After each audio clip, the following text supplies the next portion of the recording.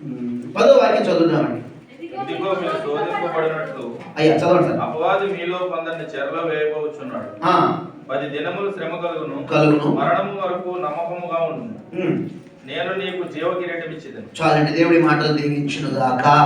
ప్రేమగల తండ్రి, పరిశుద్ధమైన మా ప్రభువా, మీ వాక్కు ద్వారా మాతో మాట్లాడారు. మీ వాక్యం మిమ్మల్ని బ్రతికించేది, బాధలో మాకు నెమ్మదినిచ్చేది, మా బ్రతుకు అర్థం పర్థమని పరమాత్మ చేసి మా విలువని పెంచేది నీ వాక్యమే.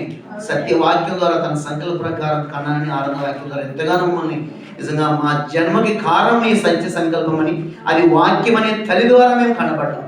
శారీరకంగా మా తల్లి మేము జన్మించాం, కానీ ఆత్మీయంగా వాక్యమే మా తల్లని, ఇదిగో ప్రభు యెరూషలేము మాకు తల్లని, మరి ముఖ్యంగా ప్రభు సంఘమే మాకు తల్లని, మరి ముఖ్యంగా వాక్యము ద్వారా మేము కనపడ్డాం. కాబట్టి ఈ రోజున మాకు ఏ ఆపద వచ్చినా మమ్మల్ని కన్న తల్లిదండ్రులు మాకు ఎలా సహాయం కోరాలి, మా బాబులు చూస్తారు, ఏదొచ్చినా మా తల్లిదండ్రులకి ఎలా వెళ్తాం. అలాగే వాక్యమే, ఎందుకంటే ఆ వాక్యమే మమ్మల్ని సత్య వాక్యం ద్వారా మమ్మల్ని కన్నావు, కాబట్టి ఆ వాక్యం బ్రతికించి బలపరిచినట్టుగా సహాయించి, కాబట్టి ఈ వాక్యం ద్వారా ఇంకా ఏ విధంగా మేము బలపడి రాబడి సిద్ధపడాలో తేటపరచమని, దాసులు బలహీన మరుగుపరిచి దాసులు పూర్తిగా మరుగు చేయండి, కనబడి మాట్లాడి మహిమ పొందమని యేసు నామములో అడుగుచున్నాము తండ్రి. దేవుడు మనతో మాట్లాడే అందరూ బిగ్గరగా చేతులు బిగ్గరగా దేవునికి స్తోత్రాలు చెబుదాం. అందరం కూడా 2 చేతులపై దేవునికి స్తోత్రాలు చెబుదాం. హల్లెలూయా, దేవునికి మహిమ కలుగును గాక. ఇక్కడ స్ఫుర్ణలో ఉన్న సంఘముకు దూతలకు రాస్తూ పాస్టర్ గారు, స్ఫుర్ణ సంఘ పాస్టర్ గారు చెబుతూ, ఇది యాక్చువల్గా 7 సంఘాల్లో దూతలు ఎవరంటే పాస్టర్ గారు. యాక్చువల్లీ విశ్వాసాలు చెప్పిన హెచ్చరికలు కాదు ఇవి. 7 సంఘాల హెచ్చరికలు కూడా ఎగ్జాక్ట్గా ఒకటిగా చెప్పాలి. చాలా మంది ఏంటంటే సంఘానికి అప్లై చేస్తారు, చేయొచ్చు, తప్పలేదు. కానీ ఖచ్చితంగా ఏంటంటే ఈ సంఘపు దూత ఎవరంటే సేవకుడే. దేవుని స్తోత్రం.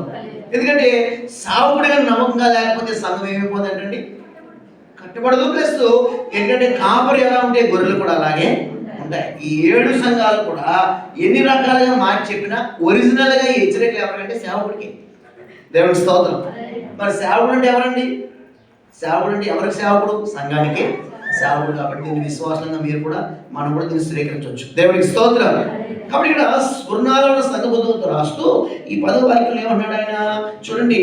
ఇదిగో మీరు శోధింపబడినట్లు అపవాది మీలో కొందరు ఇందులో వేయించబోతున్నాడండి, చెరలో వేయించబోతున్నాడు. వాడి చెరలో, వలలో, ఉరిలో అనేక మందిని ఆల్రెడీ వేసేసాడు. కానీ మేము ఆల్రెడీ చెరలో ఉన్నామని, ఆల్రెడీ వలలో చిక్కుకుపోయామని చాలా మందికి తెలియట్లేదు. మేము ఫ్రీగానే ఉన్నామండి, మేము వలలో లేము, మేము చెరలో లేము, మేము భ్రమలో లేము, చాలా కండిషన్గా ఉన్నామని అనుకుంటున్నాం. కానీ ఎప్పుడు తెలుస్తుందండి ఎందులో ఉన్నామని?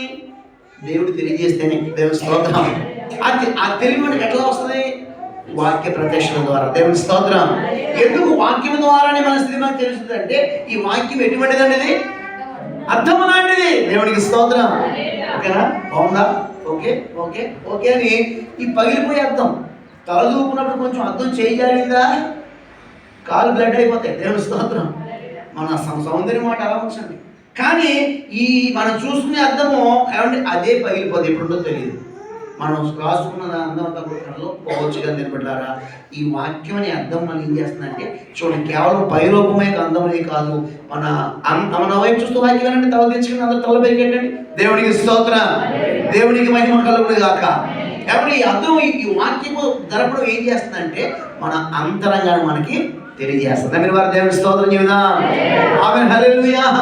ఎలా ఉన్నామో, ఎలా ఉండాలో, ఎలా ఉండకూడదో స్పష్టంగా ఫ్యూచరు, ఏమండి ప్రజెంట్, తర్వాత ఫ్లాష్ బ్యాక్ కూడా భూత వర్తమాన భవిష్యత్తు తెలియజేసే దేవుని వాక్యం. కాబట్టి అన్నాడు ఆయన, ఇదిగో శ్రమలో, చెరలో 10 దినముల శ్రమ కలుగును, అపవాది మీలో కొంచెం చెరలో వేయించబోతున్నాడు, తర్వాత 10 దినముల శ్రమ కలుగును. అయితే మరణం వరకు ఎలా ఉండాలంటండి? ఏముందా ఫుట్ నోట్? మరణం మీద ఎంత ఉంది? ఎవరు ఎంత ఉందండి? 2. అక్షరం 2 నెంబర్ ఏముంది? ప్రాణాపాయం వచ్చినను అంటే అపాయం వచ్చిన. ఏ అపాయం? మామూలు చిన్న అపాయం కాదు. అంటే ప్రాణం పోయే పరిస్థితులు వచ్చినా సరే మరణం వరకు ఆయన బిడ్డల మీద మనం ఎందుకు నమ్మకంగా ఉండాలంటండి?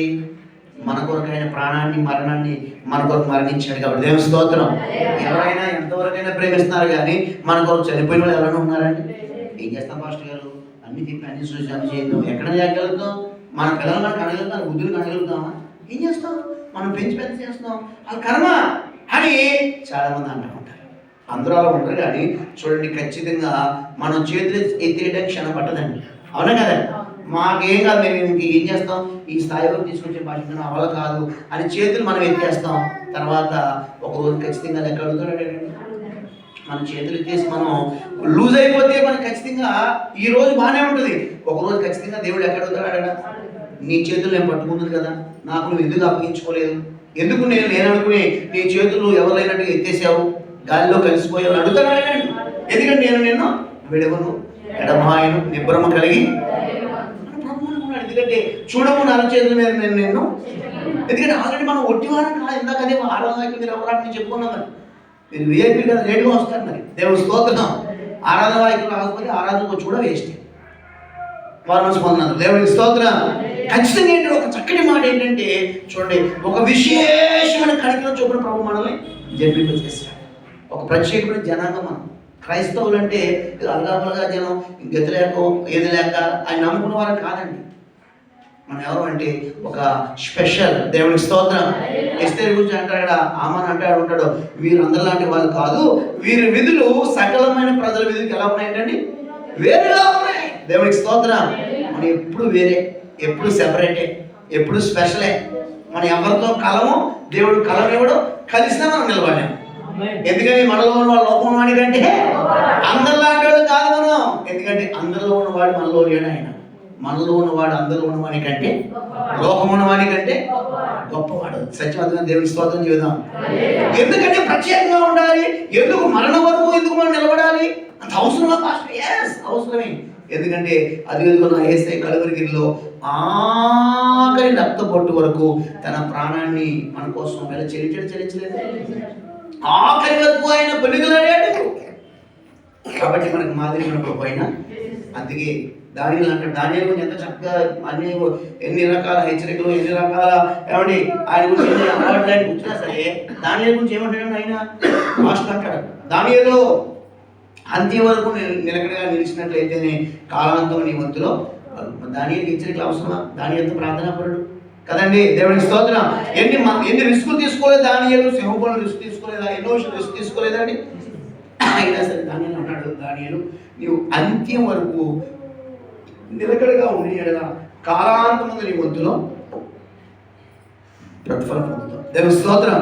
కాబట్టి ఎంత నమ్మకంగా ఉన్నా సరిపోతే నమ్మకత్వం. ఎంత నమ్మకంగా ఉండాలంటే చూడాలి, హెబ్రీ పత్రికలో అంటాడు, దేవుని ఇంటి మీద క్రీస్తు నమ్మకంగా ఉన్నట్టుగా, దేవుని ఇంటిలో మోషే నమ్మకంగా ఉన్నట్టుగా, తండ్రి ఇంటి మీద యేసుక్రీస్తు వారు అనే కుమారుడు నమ్మకంగా ఉన్నట్టుగా అంత నమ్మకం మనం కలిగి ఉందాము కాక. ఎందుకంటే నమ్మకంగా ఉంటే మనం ఏమవుతామంటండి, నజరేయుడైన యేసయ్య వారితో నిలబడగలుగుతాం. ఇప్పుడు నమ్మకంగా ఉండాలి. నమ్మకంగా అంటే ఏంటండి, ప్రభుగా ఉండే దేవుడు నమ్ముకున్నాం, ప్రభు బిడ్డలు వంటి మాకేం సంబంధం ఉంది. ఆయనతో వేరే మార్గం, వేరే ఆశ్రయించడానికి మాకు లేదు. ఆయనే మా సర్వం, ఆయనే మా సమస్తం, ఆయనే మా సమస్తం అని అంటే పూర్తిగా ప్రభు మీద ఆధారపడిన వారు ఏం చేయగలుగుతారు? నమ్మకంగా ప్రభు కొరకు సరిపోదాం. ఇక్కడ సరిపోదాం, ప్లేస్ మారుతాం కానీ మనం అక్కడ నిత్యం ఉంటాం. దేవుడికి స్తోత్రం. మరి అందరూ వస్తారంటే అటు టైం పడుతుంది. క్రైస్తవులు చనిపోయి ఎక్కడికి వెళ్ళిపోతారంటే ఎక్కడికో వెళ్ళిపోరు. ఏమంటే పరదేశకు వెళ్తారు. ఇప్పుడు మేము ముందు వెళ్ళిపోయినప్పుడు మీకు నాలుగు రారా, ఎక్కడికి వస్తారు? పరదేశ్, పరలోకం కాదు, పరదేశ్. ఏమైనా పరదేశం ఉంటుంది చూడండి, ఆ పరదేశం అందరూ కూడా కలుసుకుంటాం. దేవుడికి స్తోత్రం. ఈ నిరీక్షణ మనం సిగ్గుపరచుకుంటారు కాక. అంత నమ్మకం ఉంటే కష్టమే, అంతే యథార్థంగా ఉంటే కష్టమే. లోక సంబంధమైన వారికి డైలాగులు వర్తిస్తాయి, కానీ ప్రభులో మనము ఎంతవరకు నమ్మకంగా ఉండాలో ఆ స్థాయి వరకు మనం పోరాడతానే ఉండాలి. అందుకే ఇక్కడ ఏమంటాడు ఆయన, ఇదిగో చెరలో వేచిపోతున్నాడు, 10 దినముల శ్రమ కలుగును. ఏంటండి మరణం వరకు ఎలా ఉండాలంటే లాస్ట్ స్టేషన్ ఏదైనా మనకి ఎన్నో స్టేషన్ తట్టుకుంటూ వచ్చాం, బాధలు, అప్పులు ఎన్నో తమ్ముకుంటూ వచ్చేసాం. కానీ ఫైనల్ స్టేషన్ ఏదయ్యా అంటే మరణమే. ఎందుకంటే యోహాను సువార్త మనం ఎలా ఉండగలుగుతామంటే మాస్టర్ గారు, ఉండగలుగుతాం. దేవుని స్తోత్రం. 16:33 చూడండి, యోహాను సువార్త. నా యందు మీకు సమాధానం కలిగినట్లుగా ఈ మాటలు మీతో చెప్పుచున్నాను, లోకములో మీకు శ్రమ కలుగును, ఆయనను ధైర్యం తెచ్చుకుని ఏదైనా లోకమున దేవునికి మహిమ కలుగును గాక. మన దేవుడు ఎవరైనా అంటే లోకాన్ని జయించిన వాడు, లోకాన్ని తన వెనకాల తీసుకువచ్చిన వాడు. దేవుడు లోకముని ఎంతో లోకమును ప్రేమించాలి. ఏమండి, అట్ ద సేమ్ టైం లోకం మనలోనికి రాకుండా జాగ్రత్త పడాలి. మూడోది ఏంటంటే లోకమును మనం లోకం వెనకాల వెళ్ళకూడదు, కానీ లోకాన్ని మన ద్వారా ప్రభు దగ్గర నడిపించదుము గాక. ఈ కార్యక్రమాల వల్ల జరిగితే లోకాన్ని ప్రేమించాలి. అన్ని జనులు ప్రేమించొద్దామా? బంధువులు ప్రేమించొద్దా అండి? స్నేహితులు ప్రేమించొద్దా అండి? మీరు ప్రభు నమ్ముకున్న వాళ్ళు మీ దిక్కుమాల పెట్టాలి. అసలు ఎప్పుడైనా మన క్రిస్మస్ పిలితే వస్తారా? రాదు. కాబట్టి వాళ్ళ మీద డైలాగ్ చేసేయడం కాదు, కానీ చూడండి వారి కోసం ఒక పూట ఉపవాసం, ఒక 3 గంటలు ప్రార్థన. మన రామమోహన్ సురేష్ అయ్య గారు చనిపోవడానికి 49 సంవత్సరాలు చనిపోవడానికి కారణం ఏంటనుకున్నారండి? ఫ్యామిలీ డిస్టర్బ్లో ఉందనుకోండి, వాళ్ళ కోసం 3 రోజులు ఉపవాసం. గదిలోని బయటకు వచ్చేవాడు కదా ఆయన, కింద సేవలు చూసేవారు. అలాగా ఏమండి సంఘం కోసం ఏమండి ఆయన అనేకల కోసం ఉపవాసం ఉండి ఉండి ఉండి ఉండి ఉండి 49 సంవత్సరాల్లో 110 సంఘాలు కట్టాడు. దేవుడికి మహిమ కలుగును గాక. రామమోహన్ సురేష్ గారు ఆత్మీయ తండ్రి ఎవరు అనుకుంటున్నారు? చిలకలు కూడా డేవిడ్ రాజు గారు. చిలకలు కూడా డేవిడ్ రాజు గారు ఎవరు అనుకుంటున్నారు? యేసయ్య గారికి బాప్తిసం ఇచ్చిన దేవుని స్తోత్రం. కాబట్టి ఆయన వివాహం చేసుకోవాలని అన్ని ప్రిపేర్ అయిపోయినాయి. శుభలేఖ కూడా ఏం చేసినట్టున్నారమ్మా? చూడండి, నువ్వు మెల్కీసెదెకు క్రమం చొప్పున యాజకుడే ఉండాలి. వివాహం చేసుకోవద్దంటే అమ్మాయితో, అమ్మ సరే చేసుకోవాలనుకున్నాను, నీకోసం నేను ప్రార్థన చేస్తాను, మంచి భర్త నీకు వస్తానులే, కానీ నేను మాత్రం ఇలా ఉండాలంట. నేను అందరిలా సేవకుల్లో చేసుకున్నాను, కానీ దేవుడు నన్ను ప్రత్యేకపరుస్తున్నాడు. దేవుడి కొరకు ఒక సాక్షిగా ఉండమంటున్నాడు. అందరి క్రమం లాంటిది కాదు. మెల్కీసెదెకు క్రమం అంటే వారి వివాహం చేసుకోవాలండి. దేవుని స్తోత్రం. అప్పుడు ఒప్పుకుంటే ఈ ప్రార్థన ఆమె పెళ్ళి అయిపోయింది, ఈ సేవ చేసుకున్నాను. దేవుని స్తోత్రం. ఆమె హల్లెలూయా. కాబట్టి 110 సంఘాలు, ఆ 110 సంఘాలు కూడా ఇక్కడ ఆంధ్ర తెలంగాణలో కాదు, ఇప్పుడు ఎక్కడైతే క్రైస్తవులు విచ్చేసబడుతున్నారో అన్ని రాష్ట్రాల సంఘాలు ఉన్నాయి. వాళ్ళ ఆత్మీయ డేవిడ్ రాజు గారు వాళ్ళ కొడుకు జయప్రాజు జయరాజుకి నాకు తెలిసి 10 సంఘాలు 20 సంఘాలు ఉన్నాయి అనుకుంటున్నాను, నాకు పూర్తిగా తెలియదు. కానీ చూడండి, అతి చిన్న వయసులో చనిపోయి ఆయన 49 సంవత్సరాల వయసులో ఆయనకి ట్రీట్మెంట్కి ఏదో వ్యాధి వస్తే హాస్పిటల్లో ఆయన కొన్ని లక్షలు అయితే కట్టడానికి డబ్బులు లేవండి. జపంజి గారు ఎవరెవరిని అడిగి వాళ్ళని అడిగి అయితే సగమే కట్టారు. మొత్తం మీద వాళ్ళు ఇంకా శవాన్ని ఎంతసేపు ఉంచుకుంటారని వదలరు కదండి వాళ్ళు. చూడండి, ఎందుకంటే ట్రీట్మెంట్ చేశారు కాబట్టి ఖచ్చితంగా డబ్బు కట్టాలి. కానీ ఆ డబ్బు కోసం ఒక రోజు లేట్ అయిపోయింది సేవను తీసుకురావడం. సంఘం ఎంత పెద్ద సంఘం ఇక్కడ నుంచి నాకు తెలిసి సామాన్యం దాకా ఉంటుందేమో, నాకైతే ఆ పక్కలు కనపడరు నాకు దృష్టికి. అంత పెద్ద సంఘం. దేవునికి స్తోత్రం. ఆమె హల్లెలూయా. కాబట్టి ఎందుకయ్యా ఇంతగా తమ జీవితాన్ని త్యాగం చేసుకున్నారు సేవకులు? ఎందుకు ఈ రోజున ఇంత నమ్మకం అంటే ప్రభు మనకి ఏమి తేబోతున్నాడు? జీవ కిరీటం. దేవునికి స్తోత్రం. దేవునికి మహిమ కలుగును గాక. మీరు ఎవరైనా జీవ కిరీటం చూసారా? నేను చూశాను సార్. అమ్మగారి సంఘంలో 40 రోజుల ఉపవాస ప్రార్థన చేసినప్పుడు ఏదైనా చూపించి ప్రభు అన్నప్పుడు ఒక జీవ కిరీటం, అది జీవ కిరీటం నాకు తెలియదు. అండ్ ఒక ఎలా ఉందంటే లారీ మనకు అది ఇదేంటి ట్రాక్టర్ టైర్ ఉంటుంది వెనకాల టైర్, పెద్ద ట్రాక్టర్ టైర్ పెద్దగా ఉంటుంది కదండి, అంత ఉన్నది జీవ కిరీటం. సేమ్ అలాగే ఉంది, ఒక పెద్ద రింగులో ఉంది, దాని నిండా వజ్రాలు వైడూర్యాలు చాలా పొదుకున్నాయి. అది అలా అలా అలా తిరుగుతుంది, రౌండ్ తిరుగుతుంది, కానీ కింద దిగి రావడానికి జీవ కిరీటం అనుకుంటున్నారు. కింద చాలామంది మన యొక్క మేము చదువుకున్న టైంలో ఏంటంటే బోర్డ్స్ గోడలు ఉండి కాదు, ఇలా ఎలా తీసి పెట్టారు కదండి, ఇలాగే ఏటవారుగా నేర్పుతున్నారు. నేను అడిగాను, ఏంటండి పైనుంచి ఏదో జీవ కిరీటం వస్తుంది కదా, ఈ క్లాసులు ఏంటంటే సార్ అని అడిగాను. ఆయన సార్ కాదు, పాస్టర్ గారు. ఏమంటే అడిగితే ఇక్కడ నేర్చుకుంటేనే అది మనకు వస్తుంది. దేవుని స్తోత్రం.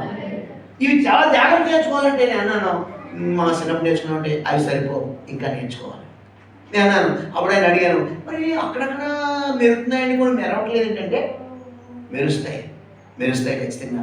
అది సంపూర్ణ అవ్వాలి, ఇంకా సమయం ఉంది. కాబట్టి ఆ జీవకిరీటం రావాలంటే ఇంకా అందులో పదవలసినవి చేర్చవలసినవి చాలా చాలా ఉన్నాయి. ఇప్పటికే మర్చిపోలేను ఆ వెలుగు, ఆ తేజస్సు ఇప్పటికీ నాకు అది ఎప్పుడైనా గుర్తొస్తే ప్రభు అలాంటి దర్శనం చూపించి ప్రభు అడుగుతాను. దేవుని స్తోత్రం. ఆ స్థాయిలో ప్రార్థన, ఆ రోషం, ఆ భారం మొదటి మనకు ఉండాలి కదండి. నాకైనా మీకైనా దేవునికి స్తోత్రం. కాబట్టి ఖచ్చితంగా జీవకిరీటం కోసమే మనం బ్రతుకుతున్నాం అంతా. ఇప్పుడు అంతా కూడా ఈ భక్తి దేనికోసం అంటే చూడండి, మరణం నమ్మకం ప్రభు మనకి ఏమైపోతున్నాడు? 3 వ్యక్తులు చూపించబోతున్నాను 30 నిమిషాలు. దేవుని స్తోత్రం. మరి మరణం వరకు మనం ఎలా ఉండాలండి ఈ 5 దినాల్లో? నమ్మకంగా ఉన్నాను సరిపోదు. నమ్మకంగా ఉన్నాను నేను అనుకున్నాను. ఏమండి ఆ పాస్టర్ గారు నమ్మకంగా లేని మీకు దొరికేస్తాను. ఏమండి ఈ నమ్మకంగా ఉన్నాను పాస్టర్ గారు ఏమిటంటది లేదమ్మా సరిపోదు నేనంట. ఒకరినొకరు విమర్శించుకుంటాం మంచిదే, ఎందుకంటే ఒకరి నమ్మకంతో ఒకరు తెలిసిపోతున్నప్పుడు మనందరూ ఎంత నమ్మకం ప్రభువు తెలియదండి. కాబట్టి నమ్మకం సరిపోదు, ఇంకా ప్రభువు నమ్మకంగా జీవించుదుముగాక, మరణం వరకు నమ్మకంగా ఉందుముగాక. మరణం అంటే ఆయన రాకడ వరకైనా మన పోకడ వరకైనా ప్రభువుని ఎలా ఉండాలి, మనం నమ్మకంగా ఉండాలి.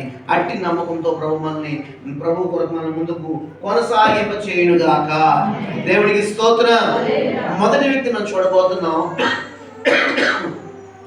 మరణం వరకు నమ్మకం ఉన్న వ్యక్తుల్ని నేను పరిచయం చేయబోతున్నాను.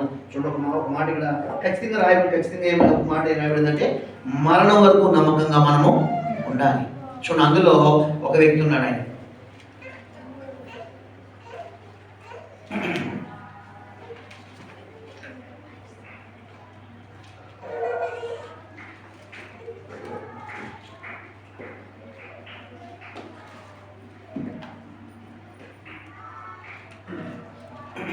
మరణం వరకు నమ్మకం ఉంటాడు. ప్రభు ఏం తీసుకురాబోతాడు? ఆయన జీవకిరీటం. దేవునికి స్తోత్రం. మొదటి వ్యక్తి ఎవరయ్యా అంటే ఊరియా. ఎవరన్నా ఆయన చూడండి, ఆయన క్షమించాలి, మొదటి వ్యక్తి కాదు, సీక్రెట్స్ మారింది. ఎస్తేరు గ్రంథం. సమయం చాలా తక్కువగా ఉంది కాబట్టి నేను 11 గంటలకు ముగించడానికి ప్రయత్నం చేస్తాను. అయిపోయింది. దేవునికి స్తోత్రం. ఎస్తేరు గ్రంథంలో చూడండి, మరణం వరకు ఏదైనా మన టార్గెట్ ఎప్పుడు పెట్టుకోవాలంటే అది లాస్ట్ స్టేజ్ మనం. ఇప్పుడు ఒక మాట గుర్తు చేస్తాను మీకు అర్థం అవ్వాలని. అమ్మ నన్ను విడిచిపెట్టమ్మా, నీ తోడుకోవాలి వెళ్ళిపోయింది కదా, నువ్వు కూడా వెళ్ళిపో అని, వారపై వెళ్ళిపోయిన నువ్వు కూడా వెళ్ళిపోమంటే రూత ఏముందండి? లాస్ట్ ఏం చెప్పింది అక్కడ? మరణము తప్ప నిన్ను నన్ను ఏది వేరే చేయ ఉండగాక. ఒక నువ్వు కనుక ఆపేసేవనుకో నన్ను, యెహోవా నాకు ఎంత కీడైనా ఇంకా అంతగానే మాట్లాడేది. నిన్నకాలం వచ్చి ఈ అంజనాలు ఇంత షడెడ్గా అయిపోయింది చెప్పేసి సరేరా అని, సరే నా వెనకాల రావడం అంటే తర్వాత పరిస్థితి ఎలా ఉంటాయో నయోమికి తెలుసు కానీ రూతుకు తెలుసా అండి? అయినా సరే రూతు నమ్మకంగా ఉంది. అది రూతు సబ్జెక్ట్ కాదు, అర్థమవడం కోసం చెప్పాను. దేవునికి స్తోత్రం. చూడండి, ఎస్తేరు గ్రంథంలో 4వ అధ్యాయంలో 4వ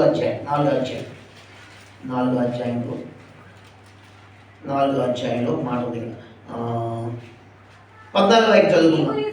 నీవు ఈ సమయమును బట్టి ఏమేమో మాట్లాడక మౌనంగా ఉన్న ఎడల యూదులకు సహాయము విడుదలయు మరొక దిక్కు నుంచి వచ్చును గాని నీవును ఇంటి వారు నశించుదురు. నీవు ఈ సమయమును బట్టి రాజ్యానికి వచ్చితివేమో.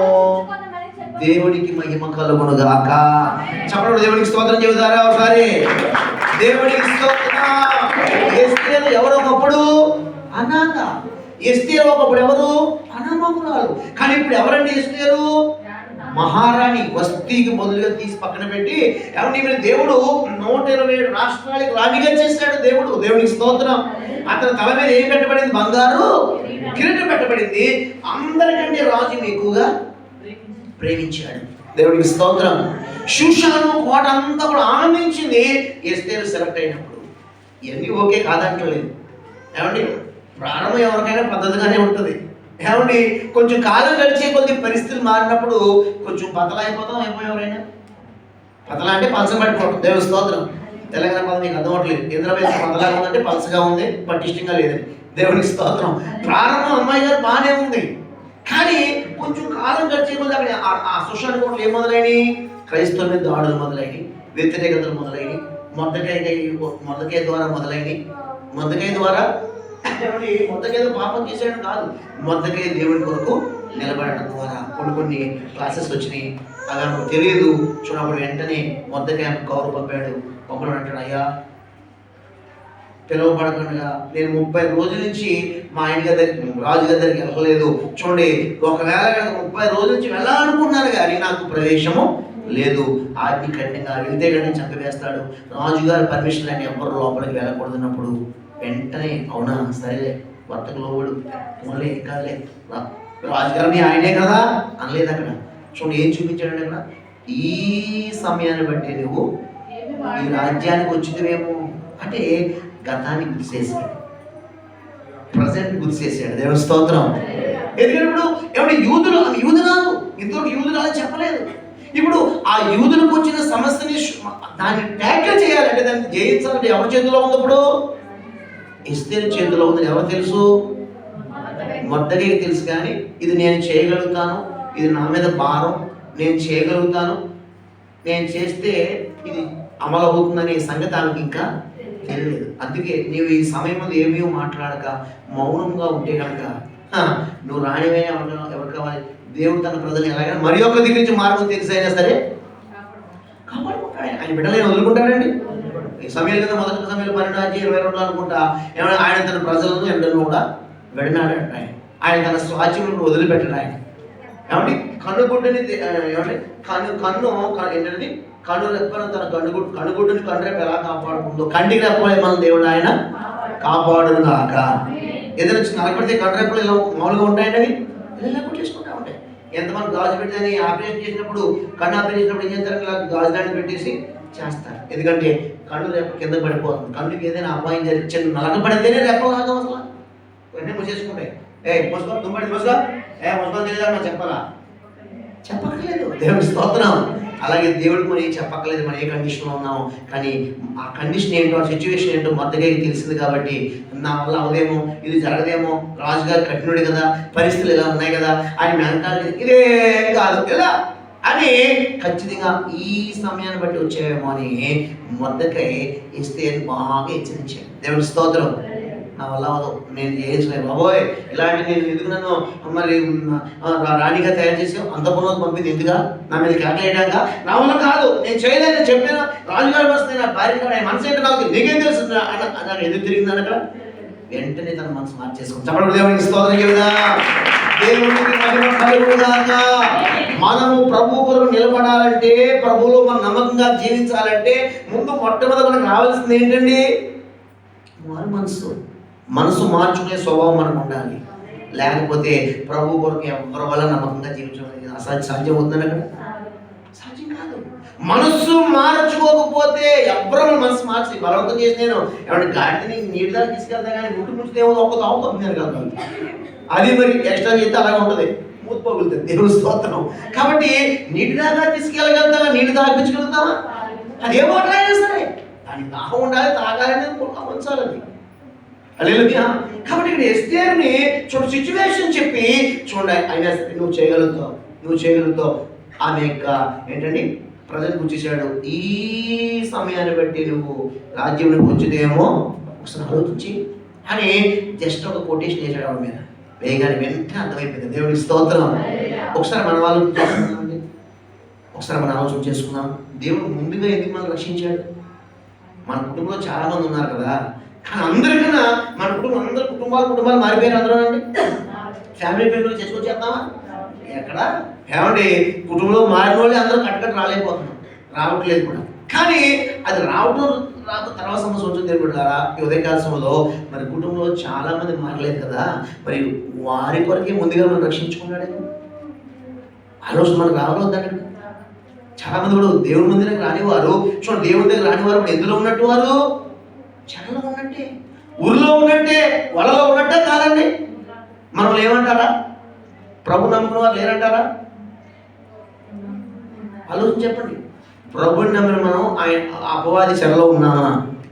యాక్చువల్లీ అయితే లేవు. ఎందుకంటే చూడండి, కొన్నిసార్లు మనం చూపిస్తుంది అది టెంపరీ వెళ్తాం వస్తూ ఉంటాం, కానీ ఇప్పుడు క్రీస్తు ఏ శిక్షా విధి కూడా లేదు. ఏ వల ఏ చెర ఏ ఊరిలో మనం ఉన్నాం. ఎందుకంటే ఆల్రెడీ యేసు రక్తం మన మీద పోయబడింది. దేవుడి స్తోత్రం. ఇప్పుడు ఎస్తేరు అంతకుముందు బాగా సుఖంగా బాగా బతికేస్తాడు రాణిగారు లాగా. కానీ ఇప్పుడు ఈ సమయం అనేది నువ్వు కనుక మౌనంగా ఉంటే, సౌకర్యాలను బట్టి ఈ గుణాన్ని బట్టి నువ్వు మౌనంగా ఉంటే జాగ్రత్త. ఏంటంటే యూదులకు వస్తుంది, కానీ నీవు ఏమన్నాడు అక్కడ ఆయన? అది కాదు చూడండి, మౌనంగా ఉంటే ఏం జరుగుతుందంటే అక్కడ నీవు నీ ఇంటి వారు నాశనం అయిపోతారు. ఆ మాట అంటే కదా భయపడిపోయినప్పుడు దాన్ని తప్పించడానికి మనం ఎంత సిద్ధపడాలి? దేవుడి స్తోత్రం. ఒక మాట, నమ్మి బాప్తిసం పొందినవారు నమ్మని వారు రక్షణ పొందాలని ఉన్నారు అక్కడ. నమ్మి బాప్తిసం ముందు రక్షణ నమ్మని వానికి నేను చాలా చెప్పాను. వేల చంద్రులలో రమేష్ పాస్టర్ గారు మామయ్య గారు ఉన్నారు, మంచి పాట మా పెళ్లి కాడి. ఆ ఊరికి మేము వెళ్ళాం, అది లోదరణ సంఘం. అక్కడ మార్పు దగ్గర మేము వెళ్ళినప్పుడు బాప్తిసం ఇవ్వాలి. బాప్తిసం ఇవ్వడం 16 మంది పేర్లు ఇచ్చాడు. అందరూ బాగానే ఉన్నారు. మీరు సచ్చిన వాళ్ళు ఇక నుంచి అనగానే ఒక ఆయన డాడీ గారు కోపం వచ్చి ఎవరుకున్నారు పాస్టర్ గారు ఊరుకున్నాడు దేవుడు. కొంతకాలం తర్వాత ఇప్పుడు ఆయన ఆ ప్రాంతంలో ఒక సేవకుడు అయిపోయాడు. చవడ దేవుడు స్తోత్రం చేయాలి. బాబా నీ కేకలు నీ అరుపులు ఇప్పుడేమో కానీ దేవుడు అల్లి పట్టుకున్నాడు. దేవుడి స్తోత్రం. వీళ్ళందరూ మామూలుగా 15 మంది విశ్వాసులుగా ఉన్నారు. వాళ్ళన్న పాలుగారు అంటండి ఒకప్పుడు కేకలేసి ఎవరు కూడా మామూలుగా ఎవరి కాలం అంటే ఎలా ఉంటుందండి, మొత్తం విషయం కక్కేస్తారు కదా అయ్యారు. యువపతి వాళ్ళని భక్తిస్తాం చచ్చిపోలే అంటారా ఇలా అని పెద్ద మాస్టర్ గారు దేవుడి స్తోత్రం. ఇప్పుడు మరి ఎలా ఉంటుంది పరిస్థితి? ఒక సాక్ష్యం చెప్తా ఉంటాడు ఆయన. దేవుడి స్తోత్రం. ఎప్పుడు ఒకేలా ఉన్న పరిస్థితులు. ఇక్కడ ఎస్తేరు హెచ్చరించినప్పుడు చూడండి వెంటనే ఏం తీర్మానం చేసుకున్నారు? 17వ వాక్యంలో నేను నశించదను అటువలే మొర్దెకై బయలుదేరి ఎస్తేరు తనకు ఆజ్ఞాపించినదంతటి ప్రకారముగా జరిగించను.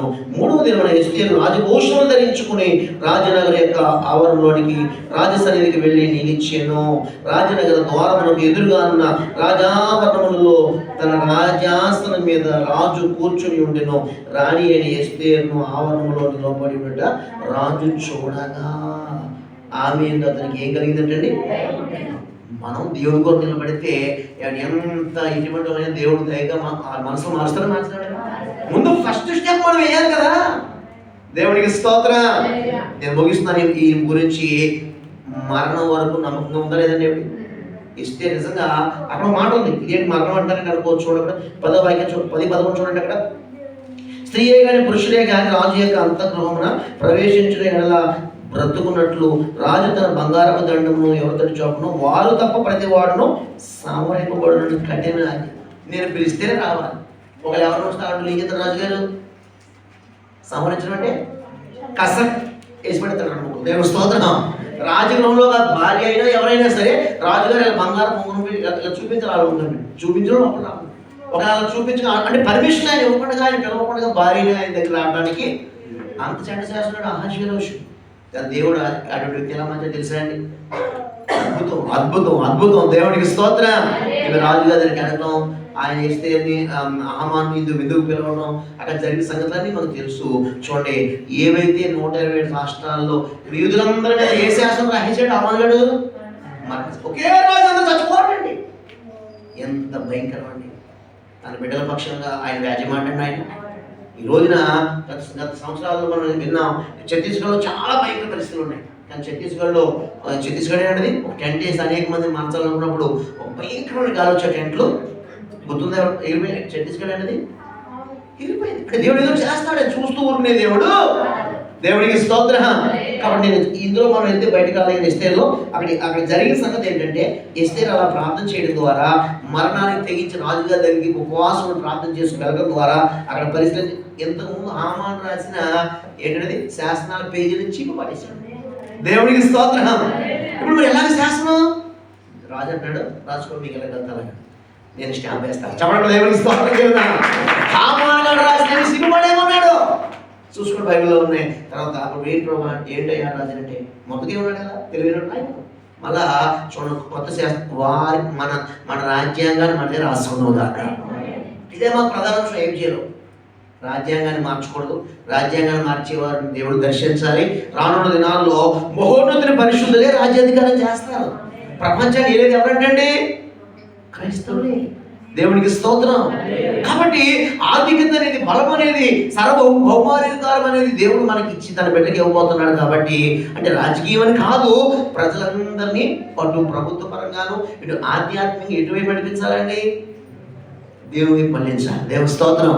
రాసుకోమన్నాడు, స్టాంప్ వేసాడు. తద్వారా ఏం జరిగిందని అక్కడ చూడక్కడ 8వ అధ్యాయం అనుకుంటా. 8వ అధ్యాయం ఏం జరిగింది అక్కడ? 15వ వాక్యం. అప్పుడు మొత్తకేమో తెల్లవర్ణము నారతో చేయబడిన ధూమ్రవర్ణము గల వస్త్రములను ధరించుకున్న వాడై రాజసముఖం నుండి బయలుదేరి అందు నిమిత్తము షూషాను పట్టణము ఆనందించి సంతోషముంది.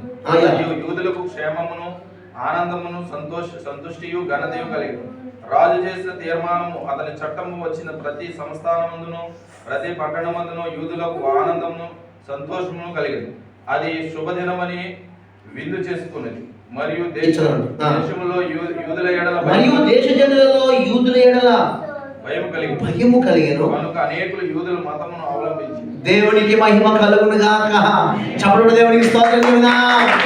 మొత్తగా ఈ హెచ్చరికను బట్టి మరి ఎస్తేరు ప్రాణానికి తెగి మరణానికి తెగించి రాజుగారి దగ్గరికి వెళ్ళడం జరిగిందని ఇక్కడ శాస్త్రాలు మారిపోయి కొత్త శాస్త్రాలు వీళ్ళే రాసుకుంటే పిలిచి మొదటగా స్టాంప్ వేసాడు. దేవుడి స్తోత్రం. చెప్పంటారా? సుశాంత్ కూడా ఆనందం మాట అలా ఉంచండి. ఇప్పుడు అనేకులు దేవుడు వీరి పక్షంగా దేవుడు ఉన్నాడు, అనేకులు భయపడ్డారంట. యూదుల మతాన్ని అనేక మంది కొన్ని ఆత్మలు దొరికినాయి. దేవునికి స్తోత్రం. మనం ప్రభువులో నమ్మకంగా ఉంటే కనుక అనేక ఆత్మ మన ద్వారా, మన బంధువులు, మన స్నేహితులు అనేక మంది ప్రభు దగ్గరికి వచ్చునుగాక. దేవునికి స్తోత్రం. సెకండ్ సమయంలో మరొక వ్యక్తి మరణం వరకు నమ్మకంగా ఉన్నాడు.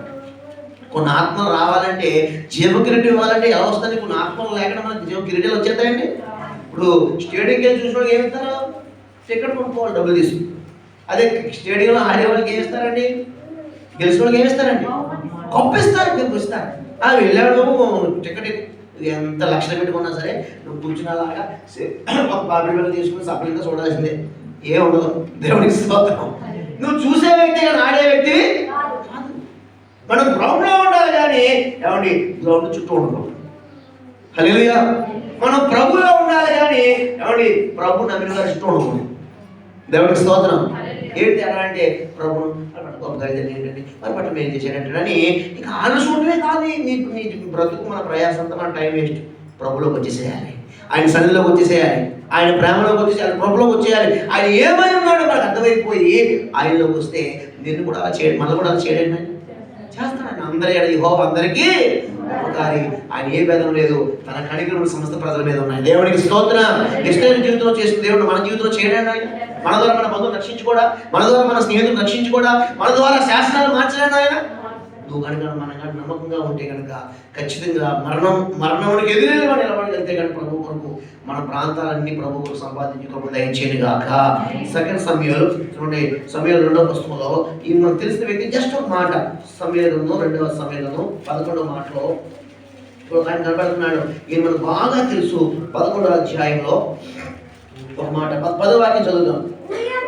ఊరియా తన ఇంటికి పోలేదని మాట దావీదుకు వినబడినప్పుడు దావీదు ఊరియాను పిలిపించి, నీవు ప్రయాణం చేసి వచ్చిదివి కదా, ఇంటికి వెళ్ళకపోతేవేమి? ఊరియా దావీదు మాట ఒకసారి. దేవునికి స్తోత్రం. ఇప్పుడు దావీదు యుద్ధం చేయవలసిన సమయం ఏం చేశాడండి? ఇంట్లో ఉండి విశ్రాంతి తీసుకుని పడక మీద పడుకున్నాడు. సాయంకాలం వేళ, ఎస్ఎల్ వేళ మన భాషలో సాయంకాలం 4 టైంలో. ఇప్పుడు వసంతకాలం యుద్ధం జరుగుతున్నప్పుడు యుద్ధం చేసేవారితో పాటు రాజుగారి ముందు ఉండాలా వద్దా? ఉండాలి. కానీ యుద్ధ సమయంలో యుద్ధానికి దగ్గర రెస్ట్ తీసుకోవడం ద్వారా ఏదో అందుకే ఖాళీగా ఉంటేనంట సాధారణమైన క్లాసులు తీసుకుంటాడు. ఏదో అది క్రైస్తవులు ఎప్పుడు ఎలా ఉండకూడదంటండి, అలాంటి ఫోన్ చూసుకుంటూ ఉండాలా? దేవుడికి స్తోత్రం. ఏమండి దేవుడికి మహిమ కలుగాక.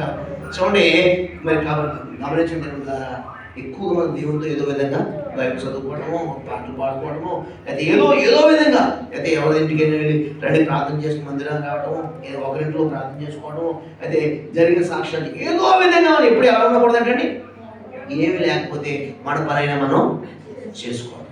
ఏదో పని కలిగి ఉండాలి. క్రైస్తవుడు వాడు ఎప్పుడు ఖాళీగా, మనం ఖాళీగా ఉంటే అపవాది మనకి మన బిడ్డలకి కొత్త లోపల లెసన్స్ వస్తాయంటే ఫ్రీగా కాస్ట్ లేకుండా చెప్పేస్తాడు. దేవుని స్తోత్రం.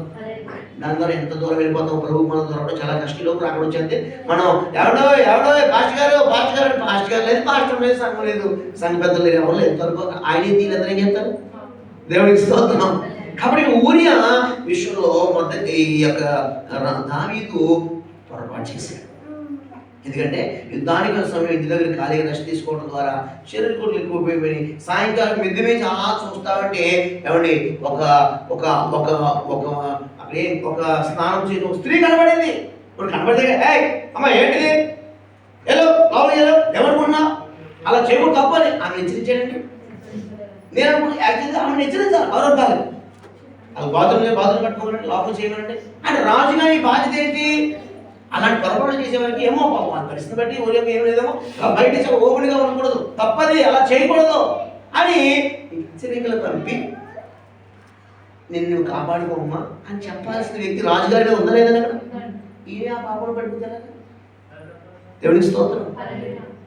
వాస్తవాలు కదా, రాజుగారు అందరి క్షేమం కొరలు వద్దండి, అందరినీ జాగ్రత్త పరిసరాలు వద్దండి, ఈయనే జాగ్రత్త కదండి. ఉండవునా? దేవునికి స్తోత్రం. వెంటనే ఆమెతో పాపం చేయడం అలా ఉంచండి, తన భర్తను ఏంటి లేకుండా భూమి మీద చేయాలని ప్రయత్నం చేస్తున్నాడు. ఊరియా మీద ఎప్పుడూ లేనంత ప్రేమ చూపించేస్తున్నాడు. తొందరగా వచ్చే ఊరియా నిద్రలో పిలిపించేసాడు. ఆయన రెస్ట్ తీసుకోమన్నాడు, ఇంటికి వెళ్ళిపోమన్నాడు. వెనకాల పంచపక్ష పరిమాణాలు కూడా ఈ పనిచేసే ఒక వ్యక్తి ఎవరనుకో, ఆర్డినరీ వ్యక్తి ఎవరంటైనా దావీదు మహారాజు. బుద్ధి గడ్డి తింటే ఇలాగే అవుతారు కొంతమంది. బుద్ధి ఏమైందండి? ఇది గడ్డి తిందే. ఎందుకు గడ్డి తిందంటే రెస్ట్గా ఉన్నాడు. అందరూ వెళ్తా ఉంటే ఇప్పుడు వెళ్ళగలుగుతారు ఎక్కడ? అండ్ ఎప్పుడైతే మనం కొన్నిసార్లు మన బాధ్యతను మర్చిపోతాం, మన విధులు మనం మర్చిపోతాం, దేవుని ఆజ్ఞలు ఎప్పుడైతే మర్చిపోతామో ఇదిగో ఇలాంటి గొప్ప మురిగిన కార్యక్రమాలు అపోదగా మన పట్ల చేసుకుంటూ వెళ్ళిపోతాడు. ఈ సందర్భం తప్ప ఇక దావీదు ఎక్కడైనా మచ్చ ఉందండి అసలు? ఊరియా భార్యైన ఎవరైనా బెత్షెబా తప్ప దావీదు మచ్చలేదు. కానీ ఒక మచ్చ అంటూ ఉందా లేదండి? ఒక మచ్చ వచ్చేస్తున్నాడు కదా. దావీదుకి ఎంతకు వాగ్దానాలు ఉన్నా చూడండి, దావీదు జీవితంలో నిత్యం ఇద్దాలి. దానికి కారణం ఏంటంటే ఒక్క మచ్చ ఉంది. అది ఒక్క మచ్చ చాలు. ఒక్క ఏంటంటే ఇచ్చాడు బుక్కామని తైలంలో సచ్చినేజీలు 100 పడకలు ఒక్కటి పడితే చాలు. తైలం ఏమైపోతుందండి? దుర్వాసన. చాలా జాగ్రత్తగా ఉండవు కాబట్టి. కానీ దావీదుకి కుదిరేది, కానీ ఊరియా చాలా జ్ఞానం కలిగి ఉన్నాడు. ఏంటి రాత్రి వెళ్ళిపోమన్నాడు? ఏంటి ఎప్పుడు లేని ప్రేమ చూపించేస్తాడండి? అమ్మో అని మొత్తం మీద ఏమన్నాడు చూడండి, ఎంత జ్ఞానంగా రాజుగారే పర్మిషన్ ఇచ్చి వెళ్ళిపోమంటా ఉంటే మనం అయితే చెప్తాం చచ్చిపోతారు బాబు అని రెక్కలు కట్టుకుని ఇంటికి వెళ్ళి రెస్ట్ తీసుకుంటాం. దేవుడికి స్తోత్రం. అదే మనం రెస్ట్ తీసుకుంటే మనం ఏమైపోతామండి? రెస్ట్ తుప్పు. దేవునికి స్తోత్రం. సమయం 11 అధ్యాయం చూడండి. ఇంటికి వెళ్ళిపోమని రాజుగారి సకల మర్యాదలు చేస్తామంటే ఆయన చూసిన మాట చూడండి. 10వ వాక్యంలో ఊరియా తన ఇంటికి పోలేదను మాట దావీదును వినబడినప్పుడు దావీదు ఊరియాను పిలిపించి, నీవు ప్రయాణం చేసుకొచ్చింది కదమ్మా, ఇంటికి వెళ్ళకపోతేమని ప్రేమపడుతూ వెళ్ళిపోతాను అక్కడ. రాజు అని ఎవడైనా సరే చెప్పాల్సిన మెటీరియల్ చెప్తున్నాడు. చూడండి మందస్సు 11లో ఊరి అంటాడు, మందస్సును ఇశ్రాయేలు వారును యూదా వారును గుడారములలో నివసించుచుండెను. నా అధిపతి యోవాబును నా ఏలువాడవకు నీ సేవకులను బయట దండులో ఉండదను, భోజనం పానములు చేయుటకును నా భార్య పరుటకును నేను ఇంటికి పోదునా, నీ తోడు నీ ప్రాణం తోడు నేను అలాగూ చేయవాడను కాదని చెప్పేశాడు. అంతే. దేవునికి స్తోత్రం. అంటే రాజ్యాన్ని అతిక్రమిస్తే శిరస్సు వధించడానికి రాజు తలుచుకుంటే ఎందుకు దెబ్బలు పొదువు. కానీ మహారాజు అయినా సరే మంచి ఆఫర్ ఇచ్చాడు, వెళ్ళిపో ఇంటికి వెళ్ళిపో అన్నాడు. లేదయ్యా నేను అలాగూ చేయలేను. దేవునికి స్తోత్రం. చూడండి ఇక్కడ ఇందాక మొదటగా ఆమె ఇచ్చిస్తే ఆమె బుద్ధి తెచ్చుకుంది, అనేకులు కాపాడింది. ఏమంటే అనేక మందికి కిరీటం వచ్చేలా నిలబడింది. దేవునికి స్తోత్రం. హల్లెలూయా. ఆమె మీద కిరీటం ఉంది కాబట్టి ఆ కిరీటం తగ్గ వర్క్ చేసినా సరే. మరి ఈరోజు మన మీద ఒక రక్షణ కిరీటం ఉంది, మనం ఏం చేస్తున్నాం అనుకో. ఇప్పుడు కిరీటం కల్లో ఏం చేస్తాడంటే కిరీటం చేస్తాడు. ఎందుకంటే చూడండి మన బాధ్యతలు మర్చిపోతే అపవాది మనకి ఏంటండి చెవులో ఏదైనా చూసారా? చూడండి సింహం ఏనుగు పెద్ద బలవంతులు దాటుతుందంటే దాటుతా ఉంటే నాకు భయం వేస్తుంది బాబా, భయం వేస్తుంది పెద్దానంటే ఎక్కువ నా విప్పేదంత ఎవరో ఏనుగు ఎవరినై చిట్టారని.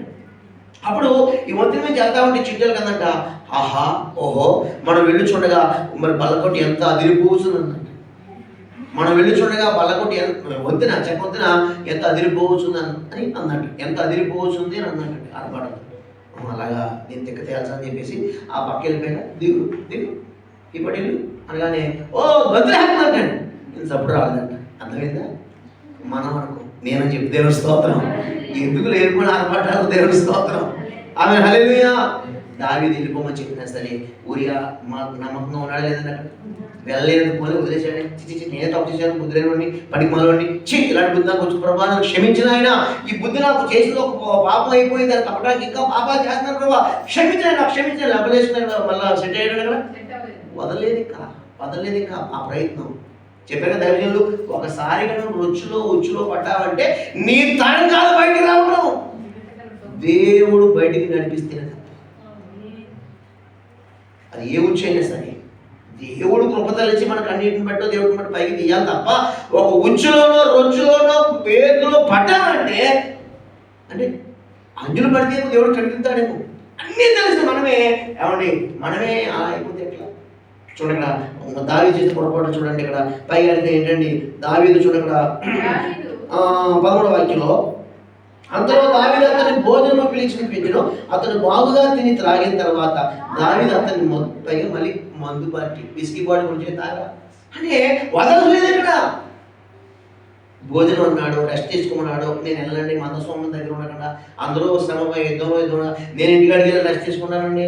నాకు ఇల్లు కాదండి అయ్యారు, అందరు ప్రజలు దేశం మీదకి వచ్చి ఆపదలో యుద్ధంలో నా వద్దు నేను చేయకపోతే ఎలాగా, నా కర్తవ్యం ఎలాగా, మరణ వరకు నేను పోరాడతాను నా దేశం కోసం, నా రాజ్యం కోసం. మీరు మాకు నేర్పినే కదా పాఠాలన్నీ మీరు నేర్పమంటున్నారండి రాజుగారు, నా వల్ల కాదండి అని చెప్పేసి దావీదు చేయలేదండి. మనం దేవుడి కోసం నిలబడితే ఎంత కలైనా సరే మన ముందు సవాలు పడవలసిందే. నువ్వు నిలబడలేక భయపడుతున్నావు, నీలో పెరుగుదల ఉందంటే నీకు నిలబడిన సాధన అవ్వట్లేదు. నువ్వు నిలబడి చూడు, అపవాదం నిలబడితే కనబడితే పారిపోతాడు. మరి కనబడాలి కదా, నిలబడుతున్నా కానీ నిలబడిన వాడితో మనం ఏం చేయాలంటే పోరాడాలి. దేవుడి స్తోత్రం. చూడండి ఏమైంది అక్కడ, ఇంటికి పోయినప్పుడు చూడు మత్తునిగా చేశాడంట. అయినా సరే 12వ వాక్యం, దావీదు నేడును నీవు ఇక్కడ ఉండము, రేపు నీకు సెలవిత్తును ఊరియాతో అనగా ఊరియా నాడును మరునాడును యెరూషలేములోనే నిలిచాను. ఎంత మంచి ప్రేమ. అంతలో దావీదు అతని భోజనం పిలిపించను, అతడు బాగుగా తిని చూడగా 14వ వాక్యం, ఉదయమున దావీదు యుద్ధము మోపుగా జరుగుతున్న చోట ఊరియాను ముందుగా పెట్టి అతన్ని కొట్టబడి హతమగునట్లు నీవు అతన్ని యుద్ధం నుండి వెళ్ళిపోమని యోవాబునకు ఉత్తరము రాయించి అది ఊరియా చేతనే. ఎంత బాధాకరం అంటే ఇప్పుడు యోవాబు ఎలా చనిపోవాలో దావీదు ఉత్తరం రాసి క్షమించాలి ఏమంటే దావీదు ఏమంటారు స్క్రిప్ట్ రాశాడు. ఆ మరణపు శాస్త్రాన్ని రాసి ఎవరి చేతికి ఇచ్చాడు? తన మరణ శాస్త్రాన్ని ఊరియాకి ఇచ్చాడు. నేనైతే ఆగలే చూశాను ఏముంది ఏం రాశాడు. దేవుని స్తోత్రం. రే పట్టికలో ప్యాకెట్ ఇచ్చారా అన్నా అనుకోండి, ఏమన్నట్లేదు.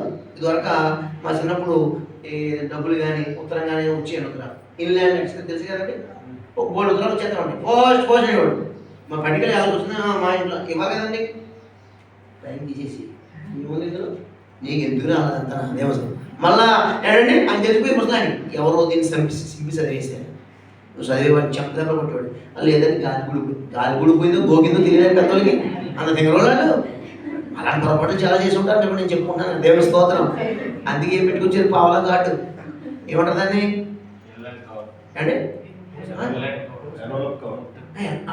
ఎక్కడైనా చెప్పేదేమో 75 పైసలు ఎనోలప్పో అంటే మామూలు కార్డు ఉన్నాయంటే కార్డు అంటారా, పోస్ట్ కార్డు. దేవుని స్తోత్రం. అనేక మందికి సెంట్రల్ జాబ్లు వచ్చినాయి కాక ఏమో ఏం చెప్పగలుగుతాం. దేవునికి స్తోత్రం. ఆమె పోస్ట్ పేరు మామూలు అనుకుంటారండి, అవునా కదా? అది ఏ జాబ్ అంటారా? స్టేట్ గవర్నమెంట్ అది ఆమెనంటే ఏమో ఏం తగిలితే దాని ఫ్యాక్టరీ పక్కన తప్పేముంది. దేవునికి స్తోత్రం. ఎప్పుడు ఇలా ఉండిపో కదా. దేవునికి స్తోత్రం.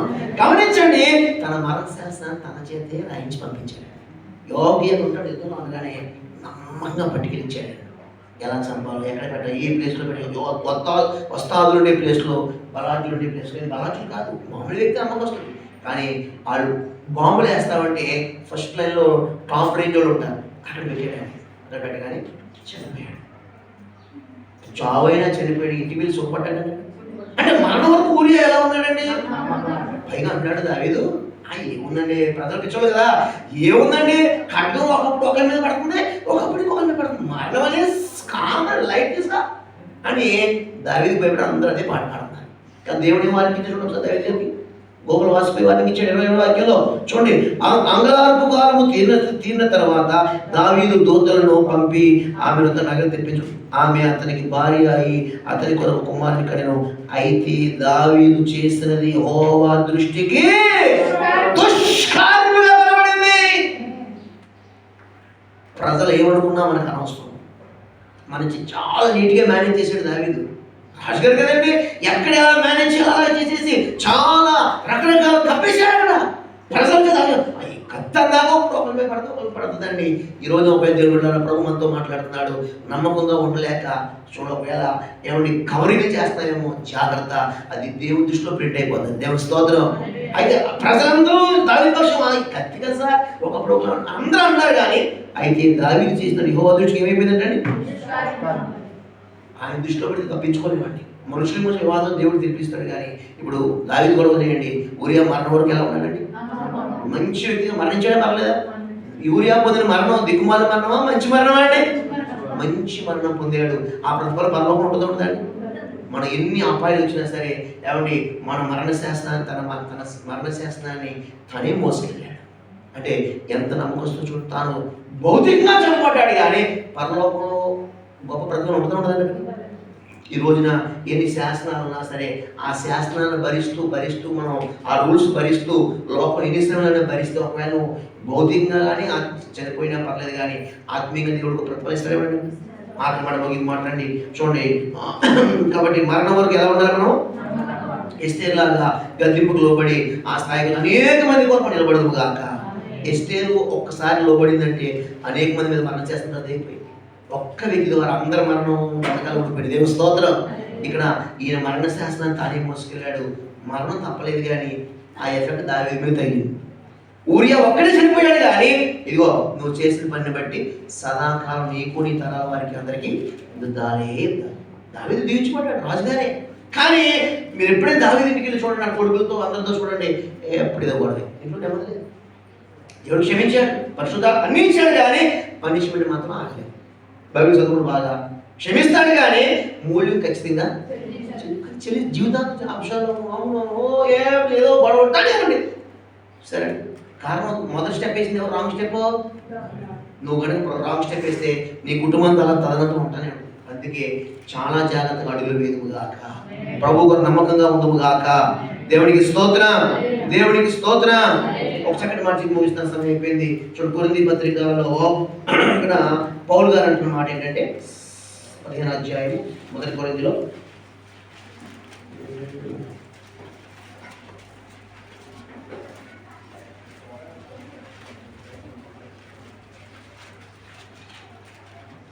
హల్లెలూయా హల్లెలూయా స్తోత్రం.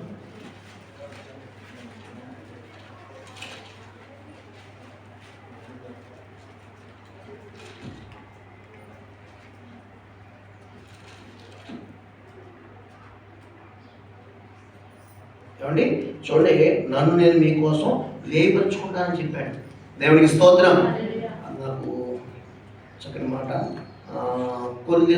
అపోస్తల కార్యాలు 19వ అధ్యాయం. అపోస్తల కార్యాలు 19వ అధ్యాయం ఒక మాట ఉంది ఇక్కడ. 19వ అధ్యాయము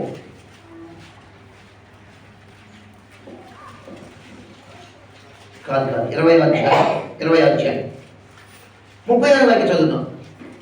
అతడు ఈలాగు చెప్పి మోకాళ్ళలోని వారందరితో ప్రార్థన చేశారు. అప్పుడు వారందరూ చాలా ఏడ్చి, మీరు ఇక మీదట నా ముఖమును చూడరని అతడు చెప్పిన మాటకు విశేషముగా దుఃఖించుచు పౌలు మెడ మీద పడి అతను ఏం చేశారటండి, ముద్దు పెట్టుకుని వారు వాడవరకు అతనిని సాగనంపిరి. దేవునికి స్తోత్రం.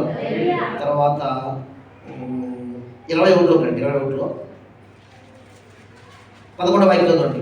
అతడు మా యొద్దకు వచ్చి పౌలు నడికట్టు తీసుకుని తన చేతులను కాళ్ళను కట్టుకొని, యెరూషలేములోని యూదులు ఈ నడికట్టు గల మనుష్యుని ఇలాగ బంధించి అన్ని జనుల చేతికి అప్పగింతురని పరిశుద్ధాత్మ చెప్పుచు ఒక ఆయన చెప్పాడు మన ప్రవచనం.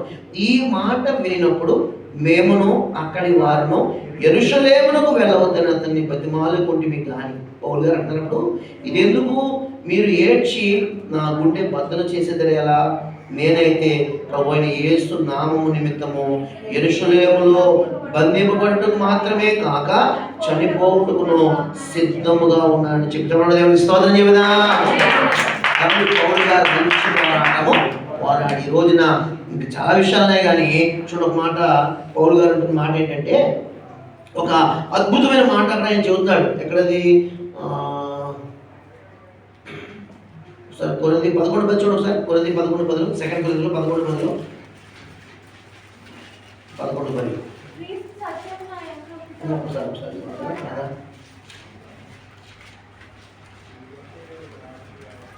కాదు కానీ రిఫరెన్స్ వదలట్లేదు నాకు. మీ నిమిత్తము నన్ను నేను వేయపరుచుకున్నా అన్నాడు పౌలు. దేవుని స్తోత్రం.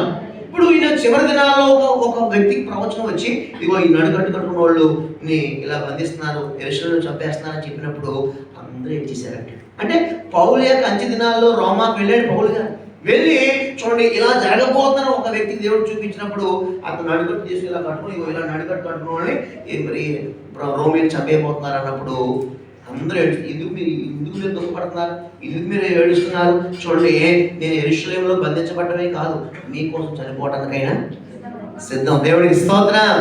మంచి పౌలుగా చనిపోయాడు. కానీ ఈరోజు కొత్త నిబంధనలో అన్ని పత్రికలు ఎవరితో రాయించే పరిశుద్ధాత్మ దేవుడు ఏమండి భయంకరంగా చనిపోయాడు. కానీ ఈ రోజున నూతన నిబంధన సంఘానికి ఒక వరం ఎవరైనా ఉన్నారంటే దేవుడి స్తోత్రం, దేవుడికి స్తోత్రం.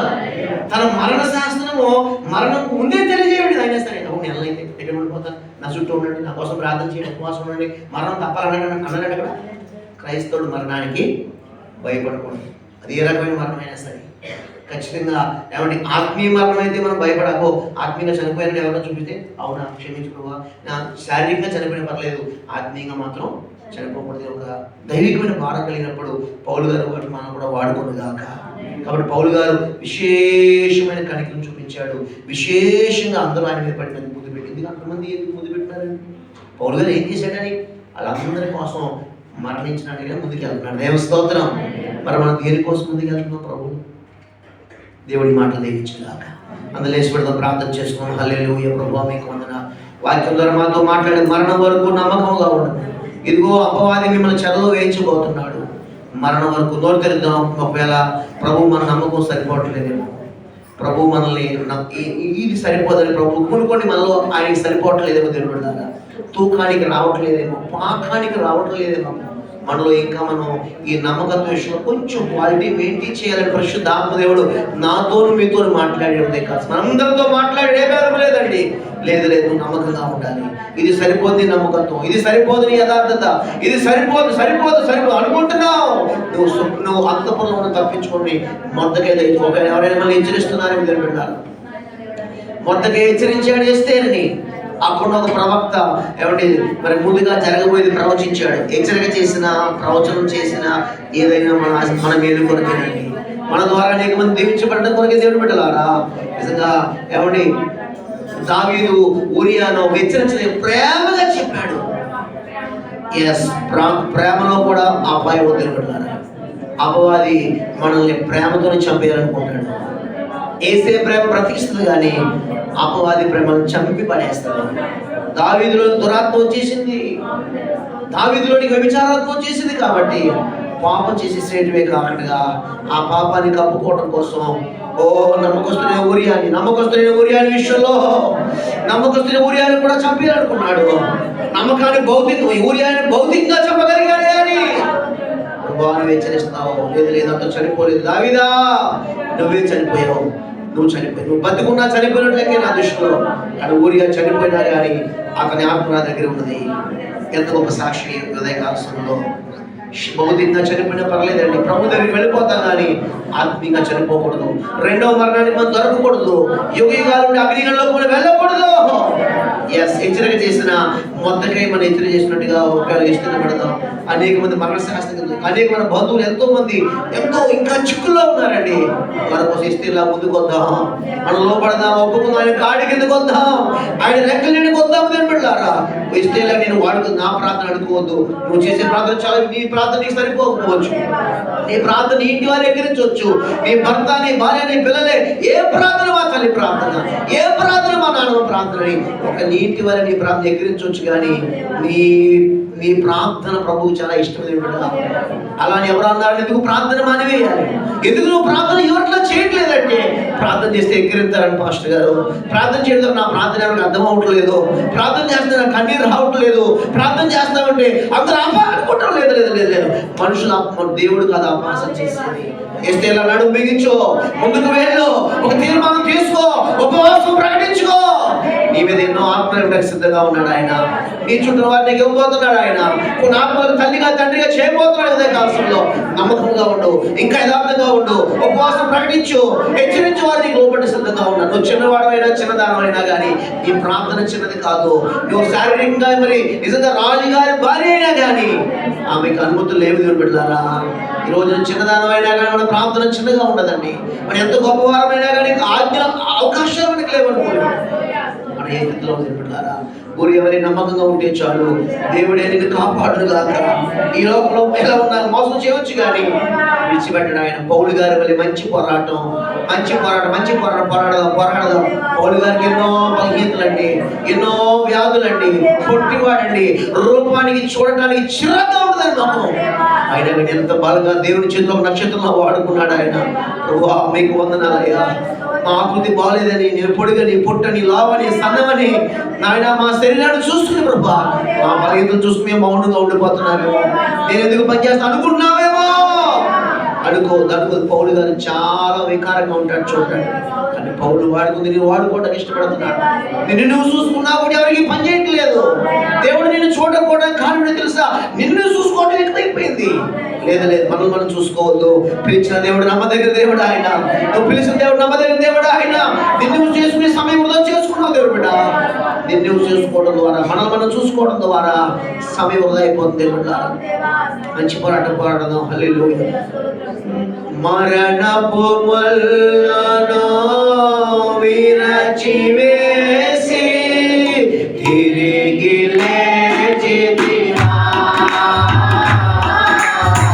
తిరిగి లేచితివా.